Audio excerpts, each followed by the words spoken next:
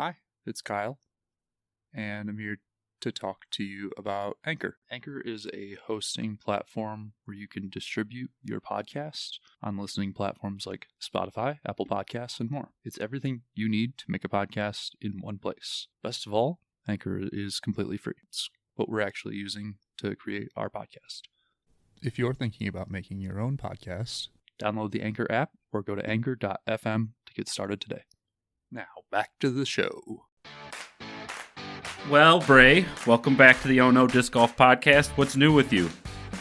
Hey, boys. What's new? I have a now 11-month-old baby, and I've been planning the national champs for disc golf in New Zealand for next year. It's happening in the first weekend of March, just on the back of summer. Aside from that, I've just been representing Inniver all year and working 8 to 5 and just living a busy Aussie life. Yeah. Yep. 11-month-old plus working all day. Yep. That'll be an entire life right there. Yeah. And then throw some disc golf in there as well. Yeah. So you say on the back of summer. What does the rest of the year after that look like for you guys out there?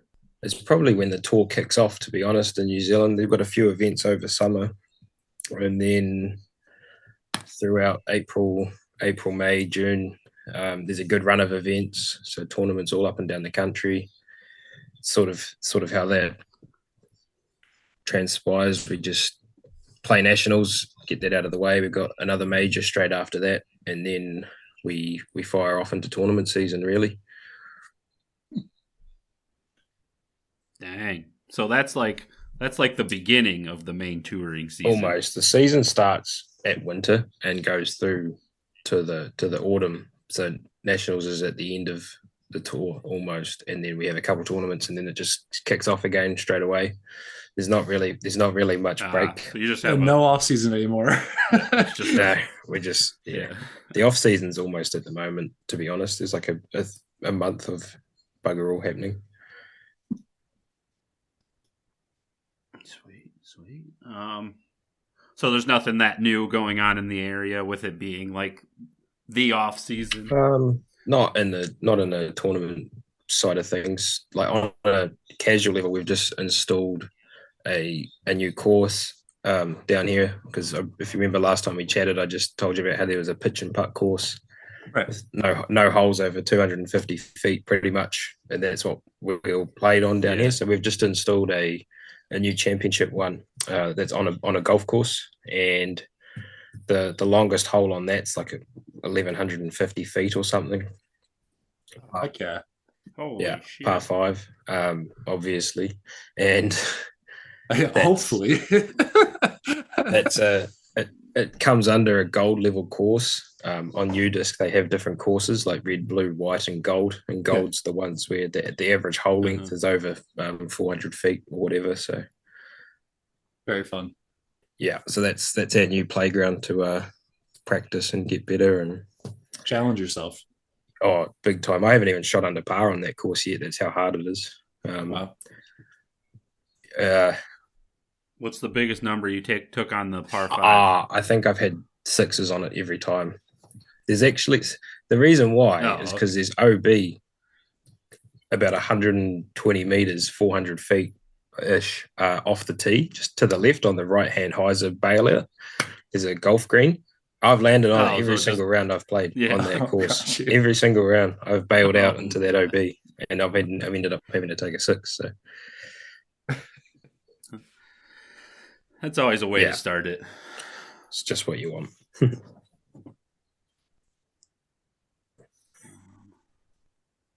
So the New Zealand National Championships, what courses is it playing on?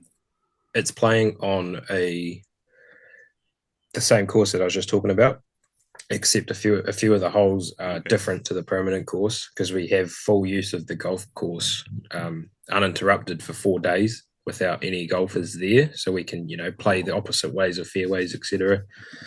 And then it's also a hybrid of the little course that's in the park, safariing a lot of those holes and making them a lot tougher to bring it up to a B tier. So that the amateur side of nationals is playing as a B tier, and the professional side is playing as an A tier. So it's two 18-hole layouts. Big tournament for everyone involved. It's going to be huge. We can't wait. We're at 260 something registered, and the biggest in New Zealand's history before that is only 160. So we're trying to blow that out of the water. There's about 50 people coming from overseas, which is fantastic. And what countries? Australia mostly, because that they're a wee neighbour, and there's about 5 or 6 Americans coming over, and Nate Perkins is one of them. Ooh, yeah. Hey, friend of the show, Nate Perkins. What else? There's some from Germany, Belgium, Finland, England. Yeah, just a nice little mix. So and they're all playing different divisions as well. Like the current Pro Masters champion from Europe, the whole European tour, Martin, he's coming over to play. So he's probably one to watch out for in the MP40s, and it's just shaping up to be like epic. Like the battles are going to start unfolding in all these divisions is awesome. Yeah, it sounds like it. Is what is it called? Oh, it just slipped my mind. Are they doing coverage of it? Yep. Yep. So we have 3 film crews for this event. That's awesome. Yeah, we have a local crew from Invercargill. They're going to cover the FPO division. So we have the former 5-time Aussie champ Cassie. She's represents Innova, and she's coming over. She just lost to Jennifer Allen at the Aussie Disc Golf Championships just recently.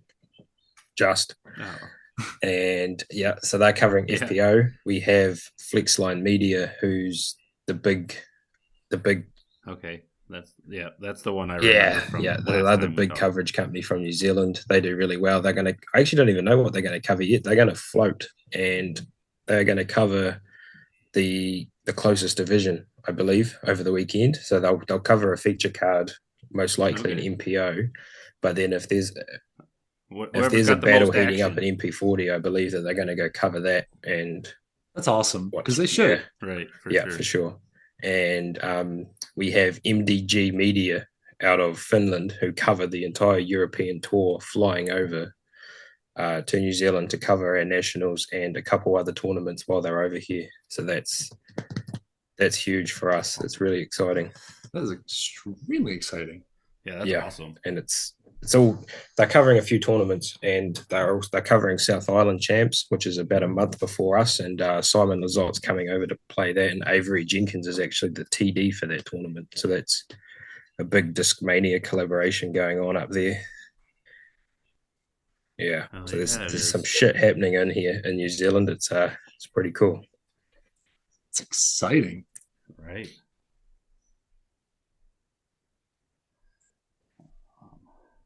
So out of all the courses that are going to be a part of the national championships, which one's your definitely the pro course.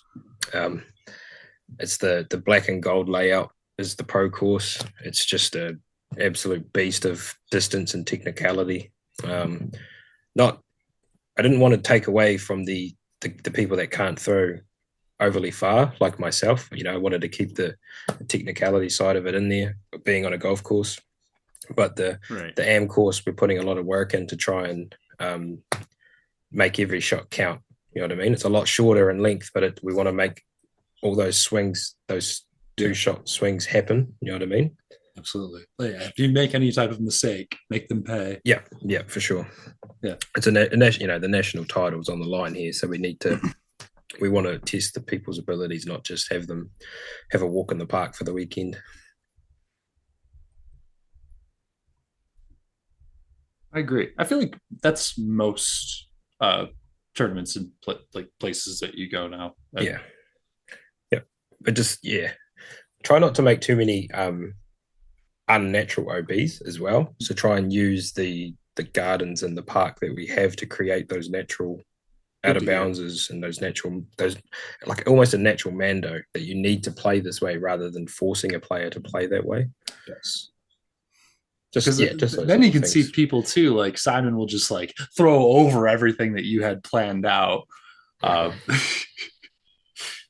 But yeah, he'll do it anyway. Yeah. For most people, that sounds awesome. I do remember seeing some of the pros whinge not too long ago, about the Mandos and the routes that they are being forced to take rather than letting the players decide which way they want to play the hole. But I think they have their place. That's just me though. You have a favorite hole for the Nationals coming up? Yeah. Probably on that course. Probably the Double Island. Okay. It's a 80-meter carry to land safe, so not too far. 80 meters, probably 300 feet, give or take, to land safe. And then the landing zone, the first one is very generous, and then the second one you have to cross over OB the whole way and then land in a 10-meter circle. Ooh, okay. Which we will hay bale. We're going to hay bale the circle and leave some gaps in the hay bales, so you can't rely on just crashing into them. You have to land your disc softly or spike it, and it's all hazard around it though, so we're not going to make you go back to where you were. You can still play from where you are. You're just gaining an extra stroke for a bit less hazard play. I like that. Yeah, hazard. Yeah. So we'll definitely see some threes on that hole. A lot of three. Yeah, it's honestly going to be threes and fives. I doubt there'll be any fours, and it's a par four. So it's going to be a birdie and bogey fest. Right. Yeah. That's by far my favorite hole. We haven't even played it. Can't play it yet because it runs the opposite way up a golf fairway. So we have to save it for when we're allowed to set up the course. It's got to be tough to know. It's just waiting there. Yeah. We can always practice it if there's no golfers around. That's fun. And now, how long have you been working on this? Like planning and as of now, probably 7 months, 8 months deep already, and we're still just under 3 months away from the weekend. So it's like a whole year, almost a Pretty whole year much, project. Yep. We hosted a a major earlier this year as almost like a warm up for next year's event, knowing that we were going to go for the Nationals. Like we tendered for it and we won it. So what was one thing that you learned from that experience? The tournament we've just run. Yes. Our biggest learning from that was making sure lunches are available all day running on tee times, because a lot of people missed out and we weren't happy about that. Oh, all right. I feel like that's such a small thing, but it's a small thing, but that piss people off. Yeah. From where we live in Southland and in New Zealand, there's like this thing called Southern hospitality. So we it's just like almost a pride thing that the people that you're hosting are looked after, and our like the food was top notch, but the timing of it, we fucked up pretty much. And that's something we're going to fix for next year. But apart from that, like all our feedback was good. Yeah, like the course played well. We had to do it in COVID restrictions at the time because that's what we were facing. So we weren't allowed more than even though we're outside, you weren't allowed more than 100 people at an event at one time. So we ran it on tee times, and there was never 100 on the course at once, and it all worked out. So very cool. But yeah, little things matter the most, I believe. Yeah. I always just think about that. Like, you did something very cool. Well, what did you learn from it? That's I try and take away from pretty much anything I do. Of course. And I fuck up a lot, so it's that's it. You're allowed to make 100 fuck ups. Just don't make 200 of the same one. Like don't make the same 100 ones twice. That's a good one. I like it. That's philosophy. Sure. And sorry, I've had to run away a couple times. The fucking dog keeps barking.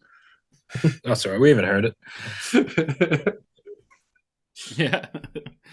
It'll come up on the spot Right. podcast, Yeah. but that's all right. Drink every Hasn't time you hear a bothered us. bark. Yeah. What's the players pack looking like for the amateurs? Got them nailed down yet, or still kind of figuring out? Yeah, so it's all sorted. We took in. I'm not sure how it works in the States, but in New Zealand, player packs were always included in registration, no matter what division you played in. And I've just been around for a few years. I've noticed that people sometimes don't care for them, and the registration fees can be brought down by allowing people the option to have a player pack rather than forcing it onto them. So we took that approach, right. And Innova sorted us out with a shit ton of stuff for the player packs, but it was optional for players to have. It was an extra, I think it was an extra $50 on their registration fee. So if they didn't want it, it saved them $50. They got in, they didn't miss the sellout, blah, blah, blah. So we got 150 people still wanted them. And they are getting like I don't want to give too much away in case they listen, but they're getting a tournament stamped discs. We got some sweet discs coming over from Innova. We really wanted 200 Halo discs, but they sort of said that's a bit expensive, and we were like, fair enough. So we're just getting some. we're getting a lot of color glows, so we're getting like color glow. Hey, that's cool. That's better. That's better than Halo anyway. We're getting like color glow Firebirds, color glow Eagles, color glow. Fuck yeah. Destroyers, like, so cool. Drawstring bags. They get some player cards. They get stickers. They get a $25 Innova gift voucher to use, US dollar voucher. I feel like there's other stuff, but yeah, that's just for now. And that's a sick one. I'm lucky in a way that I'm part of the Innova team, so I talked to the manager of the team and asked if he could throw in some extra stuff for us, and he said he did. So I'm looking forward to that turning up, because he threw in an extra 200 different lots of like swag for the players, so that they will throw them in all the player packs as well. Fuck yeah. Sounds like if they decide to do that, getting fucking hooked up. Yeah, for sure. Made it worth their that extra money that they paid, for sure. Yeah. I got nothing against Halo plastic, but Color Glow is some of the best. Innova's Color Glow is some of the best plastic. I love Halo, but I love Color Glow as well. Yeah, Color Glow's my jam. So in the United States, if you've watched any of the coverage, we've had the biggest per tournament payouts the last 2 years. Every year they top it. Is that what we're going to be seeing out in New Zealand this year? Is the biggest payouts of like a New Zealand tournament? For sure. I'm just quickly trying to pull it up. So previously in New Zealand, I think the biggest payout was $6,500 US over a whole tournament, which is still a lot. Still a bit. Okay. Yeah. Yeah. It's still a bit. We've actually announced the payouts already, just via our social media event pages and stuff, but they're all subject to change pending players withdrawing from those divisions, etc. But we are looking at $20,000 New Zealand dollars for our total payout. And I'm just going to do some really quick Googling of NZD to USD, because it's a big difference. And is it? It's okay. It's cool beans. I had no idea. 20,000 New Zealand dollars works out to be 13,000 US dollars. So we got a $13,000 payout. All right, so you doubled it. We doubled it. We doubled it. I didn't even realize awesome. Yep, we doubled it. Fuck yeah. Well, that's awesome. Yeah, dude. Congratulations. Thanks. That's cool news. Really wanted to do it. I know the game's getting a bit more progressive and stuff like that. So like we only have nine ladies in the FPO division, but we're still going to pay out $1,000 for first for that, and then pay down to fifth. Yeah. And then in the MPO, it's $2,200 for first, paying down to 18th. So we're trying to.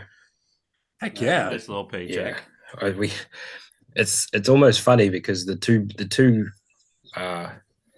like if you were betting, the two people that you would probably put some money on to win the MPO division are both remaining as amateurs, and then because it's an A tier, they are shit out of luck. Yeah. So. Imagine, if they come first and second, then third place is taking home a pretty sweet $2,200 because it's A tier, so we just drop it down. Right. So yeah, but yeah, even if they win, they're not gonna they take cash. Can't. Oh yeah, yeah. I forgot. It is rough, but I understand it. Right, for sure. Yeah, they should have just went pro earlier. And without giving, Sorry, go ahead. Oh. Yep. I was just gonna say, without giving out too much information, you got some pretty sweet trophies lined up too. Then I'm sure. Yeah, trophies. They're almost one of a kind. So like, I'll try to do a visual picture for everybody. It's a timber plaque about a foot tall, and it has a carbon fiber disc on it with a bearing that spins around, and it's got PowerShell engraved, like lettering to show, what the division is, etc. Yeah. And I think we have like something like 14 or 15 divisions, and we have those trophies for all of them. That sounds really cool. They're really nice trophies for sure. So do you think you could take those carbon fiber discs off and throw them, or do you think that would? I mean, you could. So well? I can't imagine they'd fly very well, but you could. You could. Probably wouldn't land. It might fly. Maybe landing would be the problem. That's right. I hope they don't. I hope they don't come off, to be honest, because they're stuck on with a ball bearing so they can spin around. So. Right. Yeah. Oh shit.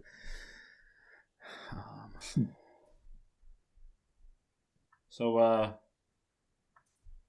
once the coverage comes out, what are some names we should be looking for? Some big names, some New Zealand names, some other people that are going to be there that we should just keep our eyes on.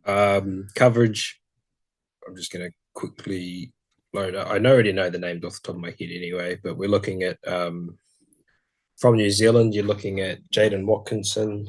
He is the current New Zealand champion. He's off to play the Champions Cup in the States next year, because if you win your national championships, you get an invite to the Champions Cup, because it's obviously the international major. Okay. Levi Stout, if you remember that name, we talked about last time. So he's past the 1,000 rating mark now, and he's still climbing. He's still winning.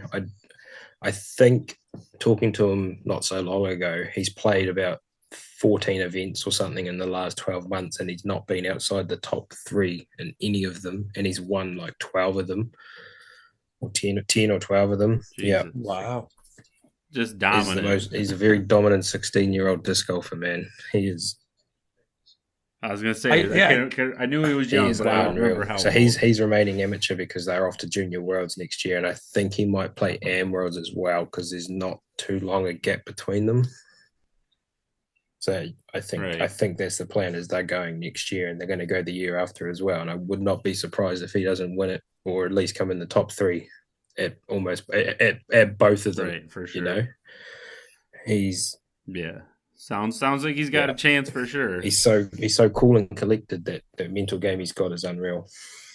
Well, I always think that his rating, I think, would be better too if he's been playing in the States for as long as he's been playing. I think he'd have even a better rating if he was in the States the whole time. Drew Gibson just came over to New Zealand and played a tournament, and he absolutely annihilated the course and the competitors. And Levi didn't play it, and I really wish he did, because it would have been really interesting to see how he stacked up against.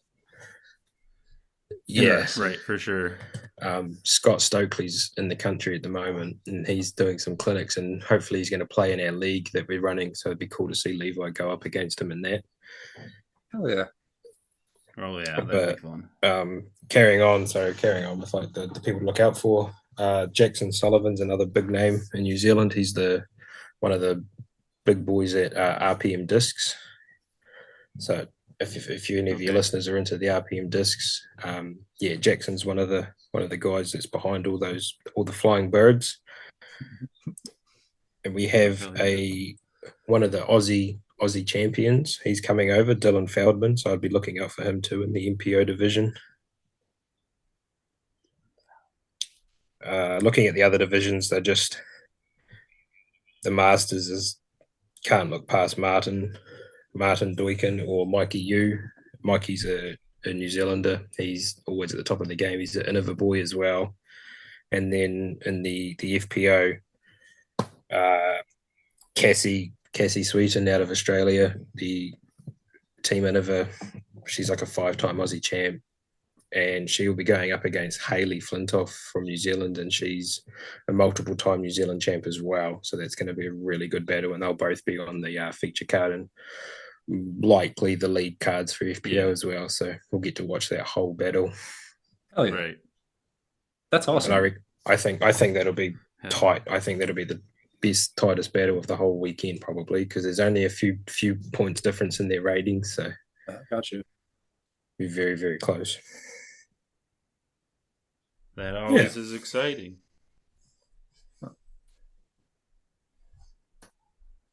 I had a question, lost it. Sorry, I start waffling. No, dude, you're so good. That's what you're here for. Yeah. We brought you on to talk, so. Yeah, if you were just dude, if you were just quiet the whole time, it'd be really awkward. It'd be a shit podcast, eh? I'm just loading up on some afternoon Jack Daniels. Keeps me going. Keeps me talking. Okay. So you've been with Innova since about March, I believe, right? March or April? Yeah, pretty much. It was when I started playing tournaments for them. So majority of the year, what's your bag looking like after almost a year with Innova? It's looking well beaten, to be fair. I haven't played a lot of disc golf this year, but just due to having a newborn baby and stuff like that. Figured that baby would get in the way. Yeah, but that's okay. She's almost at that age now where I'm a bit more comfortable with playing a bit more, and she's not absolutely dependent on us as she was at the start, because she was a few weeks early and whatnot. But my bag is looking very similar. I'm still putting with the Yeti Pro AVRs. Albeit with a new color. I got rid of my blue ones and I'm onto the white ones. Ooh, big step. Just out of necessity, or just out of how cool they looked, because they were blank stamped with the team stamp, and they just looked really cool. And I got 4 of them. Yeah, I got 4 of them in my order, so I went, oh well, I'm gonna shit can these light blue ones and move on to the white ones. And I use all my blue ones for practice, whatever that is. And I only bagged 2 mid ranges, just a Stingray and a Rock 3. Okay. Just different. I mean, with those big bomber courses, it sounds like you don't even need for almost don't now on the practical, like on my big course anyway. There's nothing I can't reach with a pig that I could reach with a Rock 3. So, and then it's just Leopard 3s, Destroyers, and T-Bird 3s. Really, they're just my workhorses. Okay. Yeah, real simple. Nipple. Just different plastics and weights, pending the conditions, and that's it. I try not to have 20 different molds in the bag anymore, because it's so inconsistent. Right. You kind of figured out what you like now. Yeah, for sure. I got this data list that's just a weapon, because I was throwing Hades as like my long distance flip up shots before the Innova thing, and then I found the data list to be probably the closest Hades disc. And that, for sure. I'm not even trying to sound like cocky or anything, but I can get that thing like 120 meters without effort almost, because it just flips to flat and it does this perfect little S, and that's it. And it's it's really reliable, just not in a wind. And then, 2 seconds. Oh yeah. And I know you guys have the correct like meters is the correct thing. What is Yes. How far is that in us stupid feet? In the Fahrenheit world. Yeah. Yes. Dude, I know I agree. It's so stupid. We should have. Well, I don't understand what the fuck we're doing. If you would like to work out the feet to meters distance, it is 0.3048 feet to a meter. So easy. Yeah, really easy to do. It's almost, you pretty much just times it by 3 or divide by 3. I was gonna say it's like just over 3. So 120, 400 feet, give or take. There you go. There you go. Yeah. Fuck yeah. So you kind of hit the go-tos, but what are discs that you see as like super popular with Innova throwers that just it's not something that you've ever meshed with, rather it doesn't feel good in the hand or you don't like the way it flies for you? Any discs like that you're just like, yeah, there's no way. There's a couple. That. First one's probably a Boss. I've got 4 or 5 of them. Champion, Star, and Pro plastic. And I've just never been able to click with it. It might honestly just be too much speed for my arm, but I just haven't found them to be, I just haven't found them to be what everybody says they are. I got some Star ones that honestly would like flip up and turn, and I'm like, that's not what a Boss should be doing. And then I've got Pro plastic ones that are super duper beefy. I don't know if it's the runs or what, but they just, it wasn't gelling like Destroyers. I've got different plastics and they do those different things, but the bosses wouldn't. Yeah. I'm not big on the mid ranges, like the Lion or the Mako 3.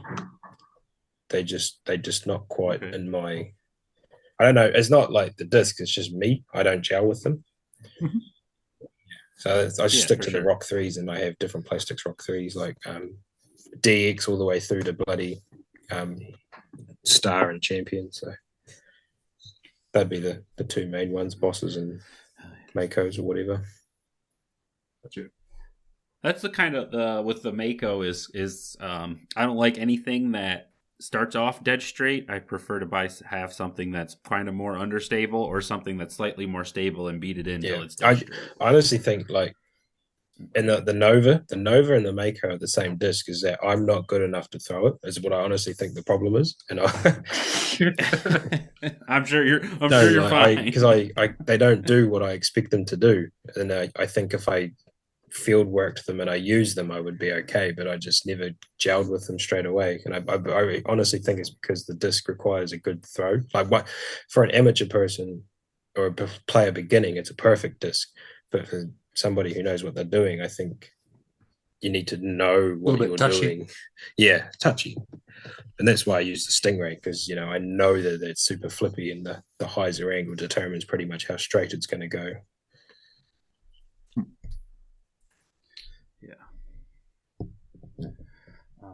Any runs of disc that you just kind of absolutely fell in love with that it's been hard to replace or find backups for? The Raptor Destroyers, the Ricky Destroyers that had the Raptor stamp, so not the Sockybot ones, the dinosaur looking stamp. Do you know the one I'm talking about?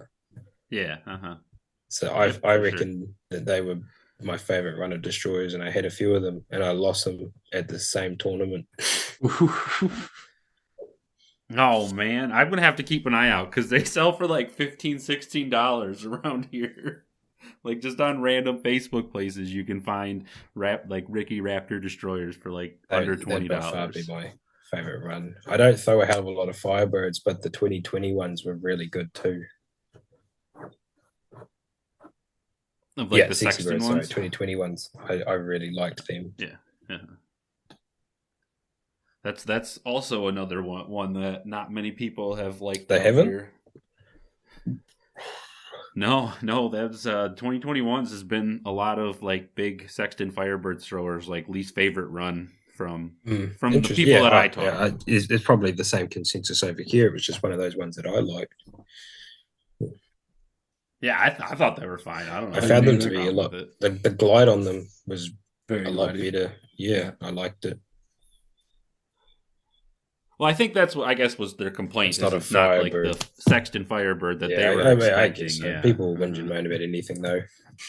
So true. That's why we do podcasts to whinge and moan about stuff. We were just talking about how we need to make an entire show about like all of just Eric complaining. Just air out everything. Yeah, get it all out. But the problem is I get through one thing and then I'm good. I complained, I moved on, and now so the show's over already after. And then we said then we'll have to go look back through the episodes. It sounds like way too much work. It's just semantics and hassle and effort.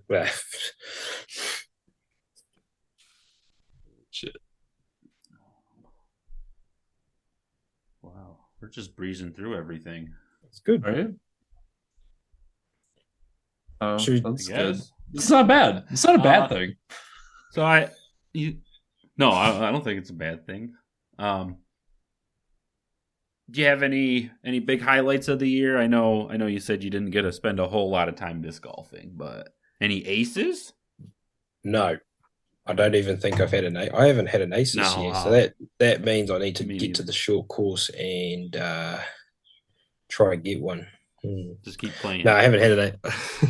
Throw to your aces this year. My favorite, like my highlight tournament or event was probably an unsanctioned event that we have in Roxburgh every year. It's coming up in about a month's time, middle of summer, like 32 to 35 degree days. I don't know what that is in Fahrenheit. Sorry. It's probably pushing. It's hot. That's all I know. Like 90s. Okay, yeah. Yeah, probably 90s. Yeah.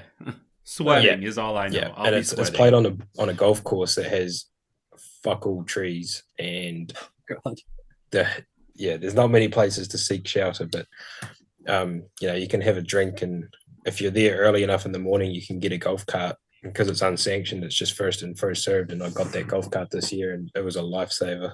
But that's fucking awesome. It was probably my funnest event. We just had such a good day out there playing, and I played pretty well. I didn't play well enough to make the final little round of they have a RAS round for the final 4 players or whatever, where it's just full noise the whole time while you're throwing as loud as possible.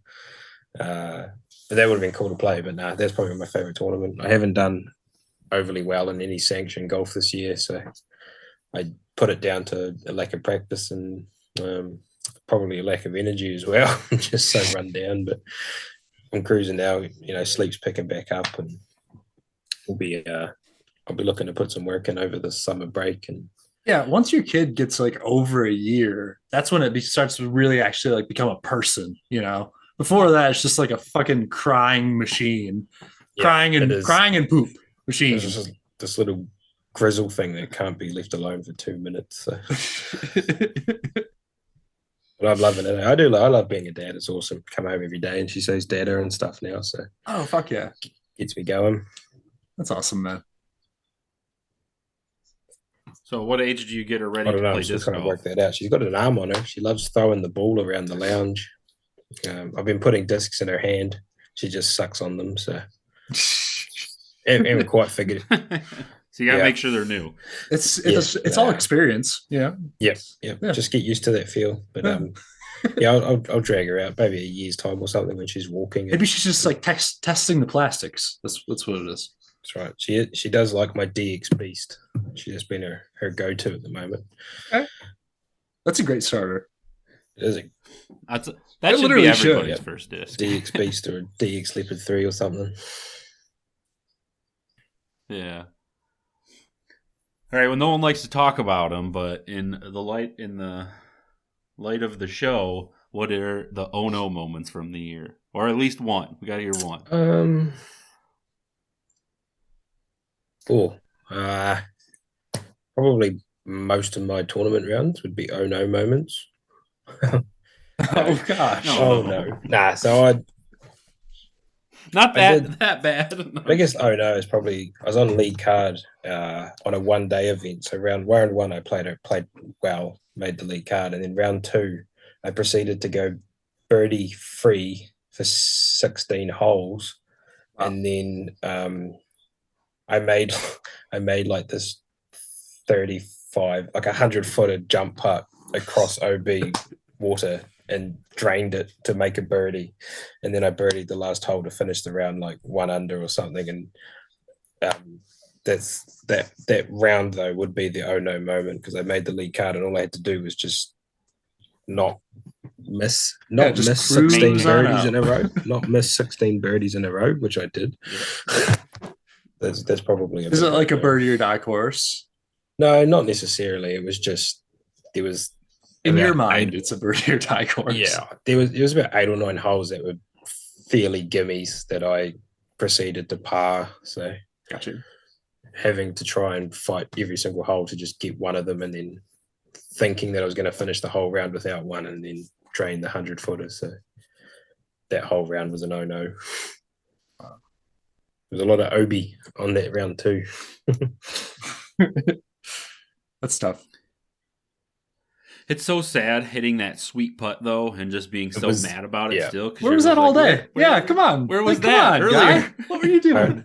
I did erupt with a big sigh of relief and a laugh, and then pretty much cried walking up to the basket because I knew it didn't matter. Well, I mean, yeah, it's all learning. Oh, for sure. If life was perfect, the lows and the highs would just be fucking boring. It would be nothing.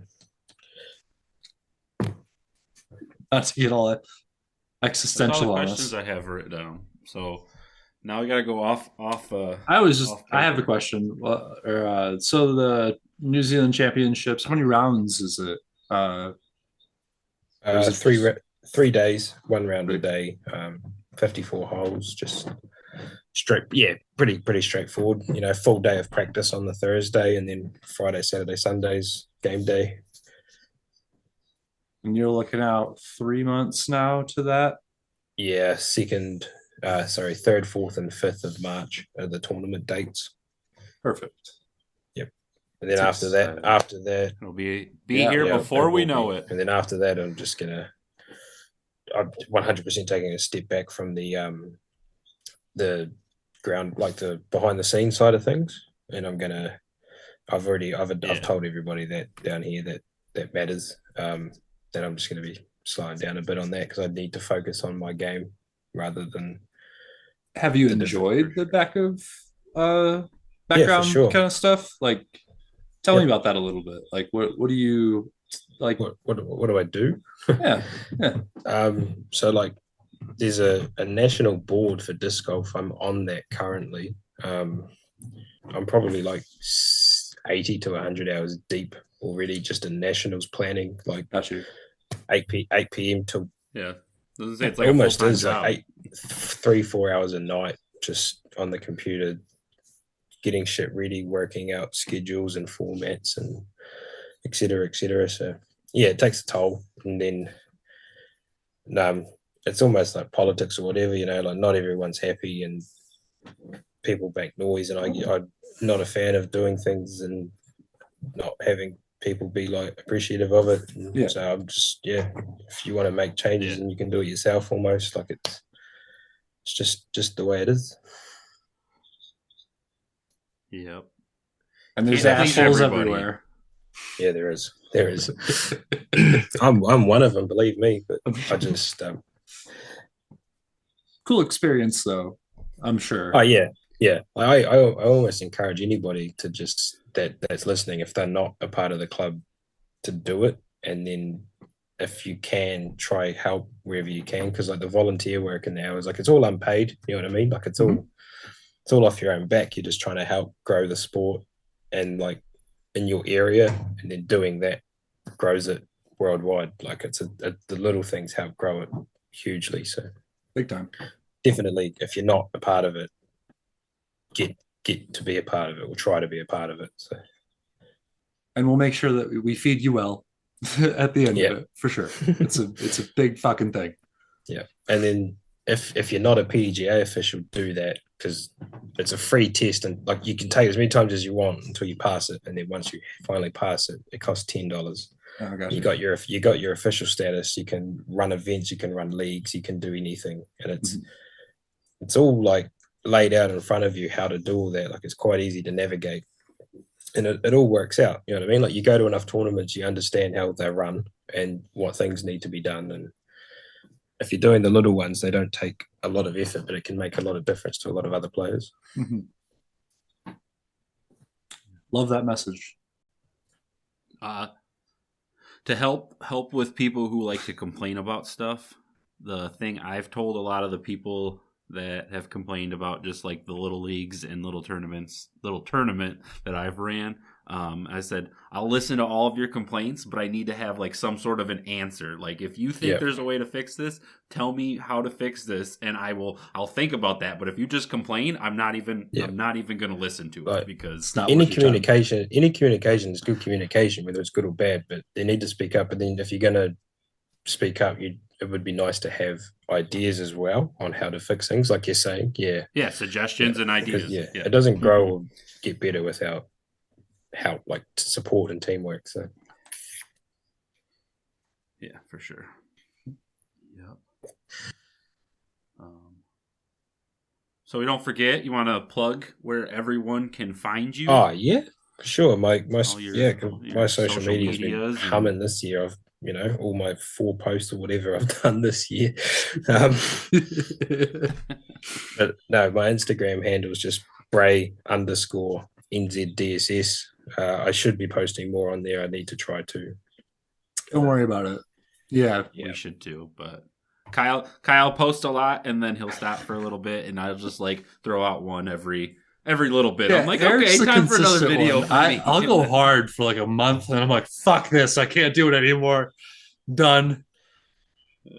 But I'm like consistently like every couple weeks. I'm not like consistently every day or once a week. It's like every couple weeks I'll get one out there. Part of the Innova deal is you're supposed to be doing weekly, fortnightly social media posts, but I do think that's more directed at the people with big followings. Like, would make it's still nice to fulfill your obligations under the umbrella. So I do need to be sorting that out more. Yeah. Thank you, Daddy Innova. Yeah, Daddy Joe, or Joe Rotan. Fuck. No, it's been pretty good. Like, it's not a secret group, but like every team obviously has like their groups Facebook pages or whatever that you use to communicate. A way to reach all your that's always buzzing with stuff, so that's cool. And it's just not, it's just cool. It's just cool. That's probably all I got. It's just cool. It feels like you're part of a group. Content. Yeah, that's right. That's awesome. Well, it's part of a team, and then like over here we have the team as well, so it's nice. Cool. If you do well, you get bonuses with anything. So I would like to try and sort that out too. Ooh, that'd be cool. Bonuses are always cool, especially when they're American dollar bonuses. So they look, but then you're like, wait a minute. Oh. Hang on a second. I need to times this number by 1.67 or whatever it is. Did you have any other social medias you wanted to plug before we cut you off? Nah, not really. I have a TikTok, but that's up to fuck all now. I don't really know how to make videos and content, so I sort of shit canned that. Same. I tried, and then I was like, this is fucking terrible. So I don't have a pair of tits to get views anyway. So exactly. Yep. It's exactly. I had the same exact thought. It's crazy. Like, it's just. It would be cool to have like a good TikTok following of disc golf related things, but it's just, I guess it's too niche still to have that. It's so weird because the TikTok thing, right? They don't even care if you have followers. It's so really it doesn't fucking matter. It It's doesn't. just stupid. It's really dumb. It is. And I'm guilty of going to the toilet and coming out half an hour later, having spent 30 minutes just swiping my thumb up and down the screen on TikTok. Oh fuck yeah! Don't get me wrong. It's not bad to like lose a half hour. For me, it was like cute dog videos. I get stuck on like for some reason it pops up with like crime stories and shit on mine. Like I like that sort of thing. You must like them. True crime. I do like true crime stuff. It's quite fascinating. But yeah, it'll just be like a 4-minute video about this murder that happened 40 years ago, and I'm like, oh, that's interesting. And then I'll watch the next one. Yeah, that's how they get you. Yeah, but I can't tell you one of them now. That's the problem. It's all pointless information. It's in and out. Yeah. And having a kid that'll do it too. Yeah, that does too. But before I do go, I always want to shout out you guys for the support for the tournament. And if anybody's listening that's playing the tournament, we've got some sweet T-shirts coming over for some prizes. I'll get you pictures. We'll get some pictures up on the social media channels for that. But I'm not sure what we'll give them out for yet. Maybe you guys can come up with like a prize for what each T-shirt's for or whatever, and we can go from there. Like the most unluckiest hole number or biggest score on a hole, or the most moment from the tournament would probably be good. Yeah. I'm going to imagine there's going to be a few of them. It's the Nationals after all. Yeah. Yeah. And it does sound like there's going to be a lot of OB. There should still be a lot of people going OB. Quick oh no moment. I just had a round the other day on the new course, and the Nationals layout. Hole 1 is hole 1, so it's the same. And it's a par 4 with like a sweeping dog leg to the right, and it's got one tree in the middle, and I KO'd that tree, landed OB, and took an 8. And I was like, if this is how my national champ starts off, I'm just fucking giving up. Yeah. So you do get a play in the national champ still, even with being like the assistant TD? I believe that the loophole to it is that because it's an A/B tier, I'm the TD for the B tier event, and the B tier event can play. And then gotcha. Yeah. The A tier side of things, the TD's not playing, so that's fine. And then if for some reason it's not okay, then we have another guy that we can put a name to it. But it's honestly just having a name to it, really. But yeah. No, well, that's what I was thinking. I was like, man, you're doing all this work and you might not even get to play. I couldn't remember how the rules. I'm playing because I never play well at that tournament, but I want to play well at that tournament. So.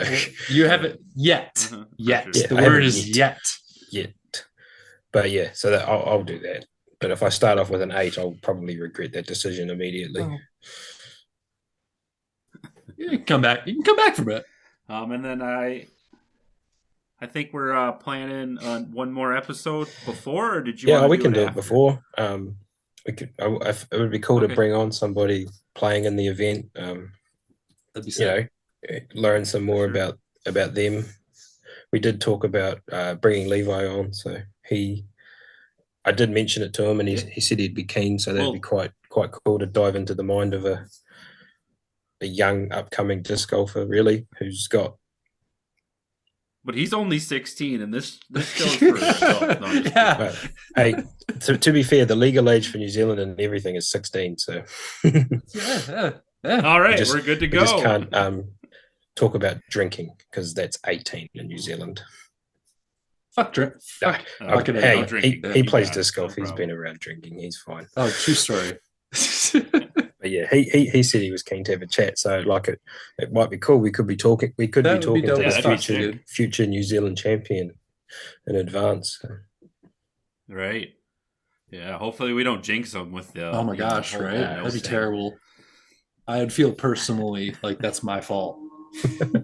Well, if anybody wants to, you can check out Flexline Media on YouTube and watch the national champs from this year been, and watch the battle that Levi and Jay had on the final round, because it was Levi's to win, and some shit goes down on that back nine, and it's a good watch.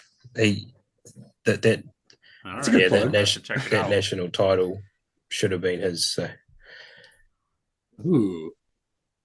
So there's Drama. I love how you're setting up some of these like storylines and like because I don't know them particularly well, so I love that you were able to like just shout out a bunch of people to watch out for.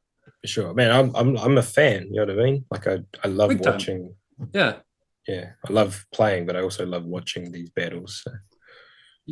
Right. Well, that's the best part about disc golfing, right? Is you also, if you're not playing well, you also get to watch good. If you're on the first card for MPO, you get to watch the last 10 holes of MPO come in. Right. Plus, you've worked so hard in the background to set up this stage for all of this. That's anyway. what I almost want it to be like that extravaganza of battles unfolding on the course. And then because it's disc golf, the crazy thing is that if you get beaten on that final hole, you're still going to shake his hand and be mates, and you're going to say nice shot because that's that's what we do. It's the only sport where you compliment somebody you're playing against regularly. Yeah. Fuck. Well, what you got, Eric? Anything else? I want to know when Eric changed his headphones because I fucking missed that. These headphones were dying, and so I was waiting. I totally missed it too. And then I thought he was wearing the earbuds still. I wish there was a timestamp when you change that, because I only just noticed now that you don't have the earbuds in anymore. It was only like a couple minutes ago. It is. Yeah, it really wasn't too long ago. Fuck. Yep. Well, as always, we appreciate you taking your time out of your day to come hang out with us, and we will look forward to chatting with you probably about February, I think. Dude, again, so much fun. I love chatting with you, dude. So I love chatting with you boys too. It's really cool to just hear everything that you have going. I appreciate your brain, and I appreciate that you are in the sport because we need people like you. Thanks, boys. So, amen. But yeah, we'll see you soon. Catch you before it start or before the big one. Big one.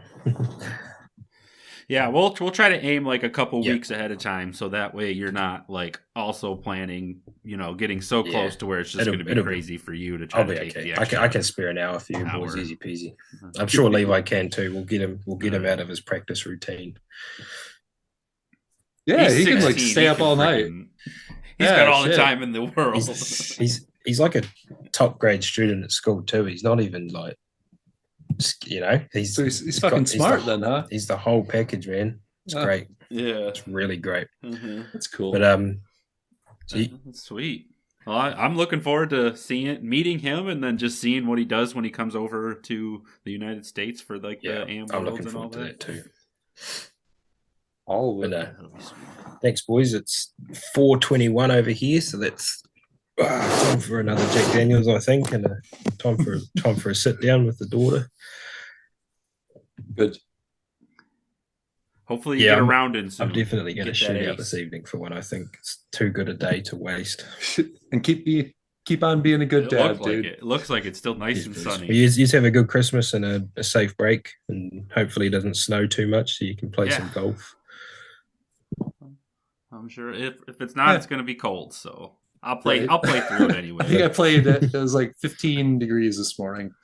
So what's that? Negative? That's negative something over here. Yeah, it's I don't know what it is and what it should. It's good Celsius, but I don't know. You tell me anyway that 33 degrees is freezing. How that makes sense? Yeah. Right. We're special. That's what we deal with. Because America. It's negative 9 degrees. There we go. All right. Yeah. Oh, man. Yeah. That sounds terrible. Yeah. It's so fucking cool. Anyway, have a good one, dude. Great to see you. You too. Yeah, we'll talk to you later. Peace out. Later, dude.